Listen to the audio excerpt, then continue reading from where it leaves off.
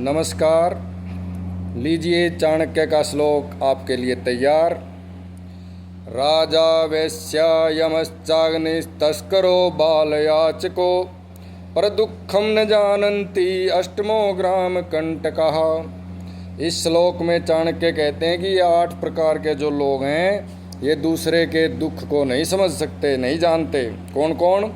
राजा, वैश्या, यम, अग्नि, चोर, बालक, याचक और ग्राम के कंटक, ये 8 दूसरों के दुख को नहीं जानते। राजा को इस बात से कोई मतलब नहीं कि कोई दुखी है, वह अपना कर्तव्य नियमों के अंतर्गत निभाता है। वैश्या को किसी कुलवधू की पीड़ा की अनुभूति नहीं होती। जिसका पति उसके यहाँ जाता है कि वो भी किसी की पत्नी होगी, ये किसी स्त्री का पति है और इसके घर में कलह होगा या पीड़ा होगी, वो कितनी दुखी होगी। यमराज किसी व्यक्ति को मृत्यु देता है तो उसे उसके परिजनों के दुख की अनुभूति नहीं होती। अग्नि जलाती है तब उसे दूसरों के दुख की अनुभूति नहीं होती, दुख का ज्ञान नहीं होता। चोर को भी किसी की पीड़ा से कोई लेना देना नहीं। बालक को तो अपने माता पिता के दुख का भी ज्ञान नहीं होता। इसी प्रकार कोई याचक जब किसी से कुछ मांगता है तो वह उस व्यक्ति की मानसिक स्थिति को नहीं देखता कि इसके दिल पर क्या बीत रही होगी, यह देने की स्थिति में है ना है।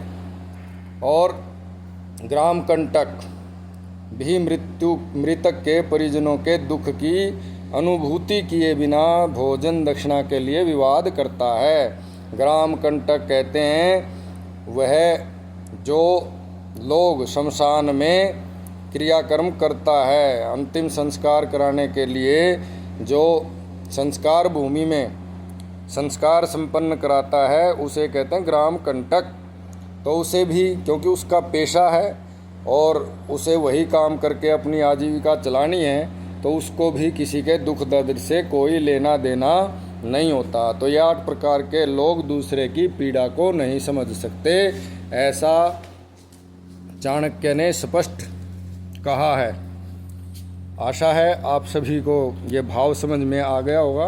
और चाणक्य का जो प्रकरण है, जो चाणक्य नीति से हम श्लोक आपके सामने रोज़ाना प्रस्तुत कर रहे थे, ये आज जो है इस कड़ी को हम पूरा करते हैं। और इसके बाद हम आगे से भर्तृहरि के श्लोकों को आपके सामने नई वीडियो में रखेंगे।